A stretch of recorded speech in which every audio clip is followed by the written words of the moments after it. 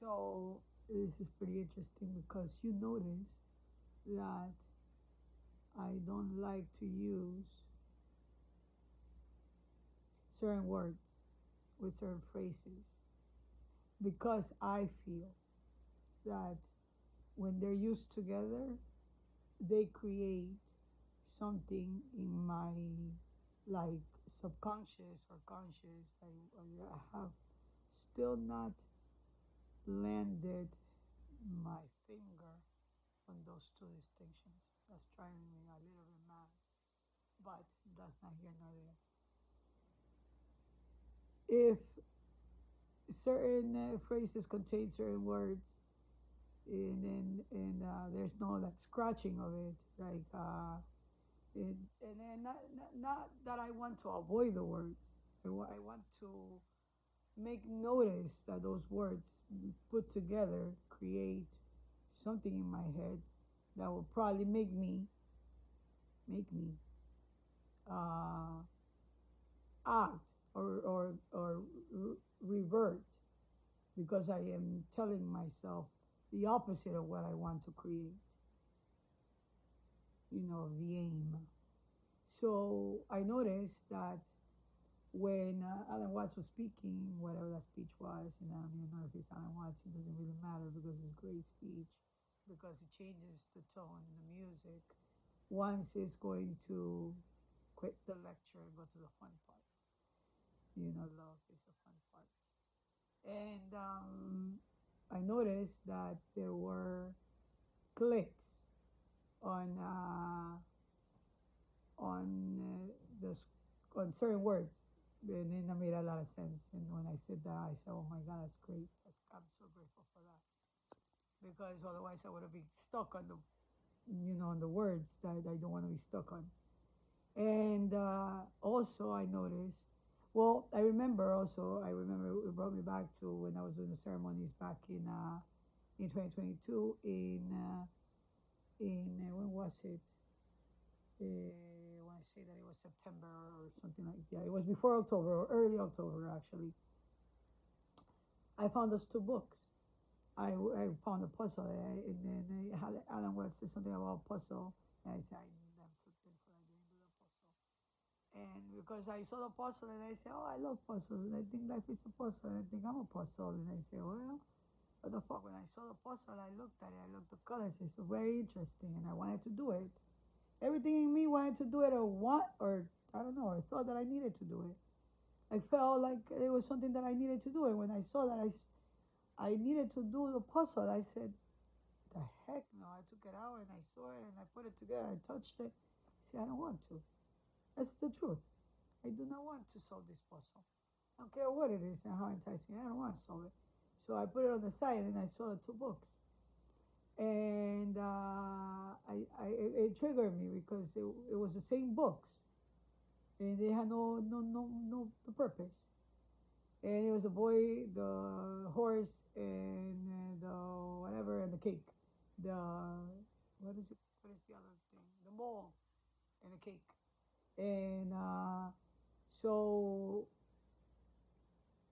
I want to say that that triggered me. And then I remember I spoke to I said to Jeff, well, what is this? What you have to? He said, my mom is crazy. And I said, what do you mean? And he said, my mom is crazy.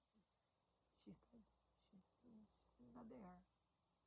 She sends me this book as a gift. She's always sending me presents.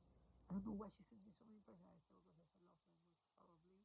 I go, anyways, that's not here nor there. So I was like, I was evaluating, whatever. Not evaluating, actually. I was just listening. And I was also intrigued because I wanted to know the story. I like the cuento.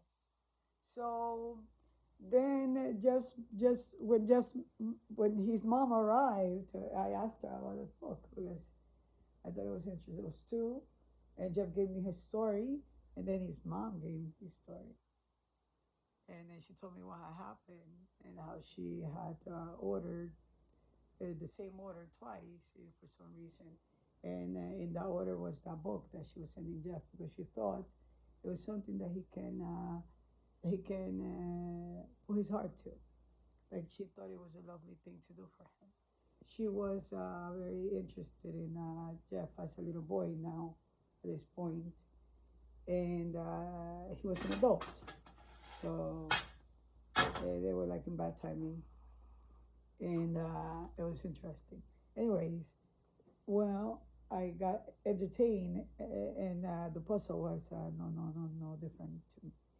And then during that time, I thought, I thought about words, and then I thought about scratching them. I don't know why it came to my mind. It says, I go, well, when you're a certain age, you're like a broken record in order to get your thoughts across. And I remember my kids, and I remember everything. And I said, well, that makes a lot of sense because you do the, what do you call it, like the corrallado, and then I say, well, whenever I hear a word that I don't like, I'm just gonna make noise or something like that, so I can scratch it off, scratch it off, scratch it off. So I think I started doing that somehow, scratching words and making a lot of noise or something. I must have done something because I know I saw it very clearly, but I saw it in not in sound, not in thought.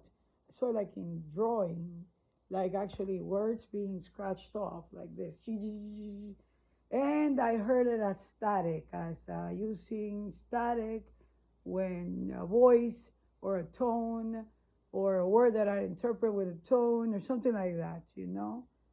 And it was like a puzzle in a puzzle, but it was not a physical puzzle, and it was not a puzzle about anyone else. It was a puzzle about words and how like changing the meaning to the words, making it lighter, making it softer, or making it approachable or manageable or just thoughtful, or open to I don't know, open to see something different in that word, just a word, it calls attention.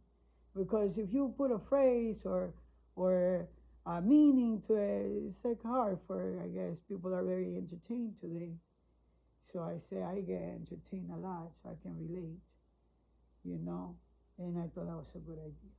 That it was being scratched off, or something was being done on purpose. It felt on purpose. When I heard it, it felt like, oh my God, very opportune. And I love that. And I thought that was beautiful.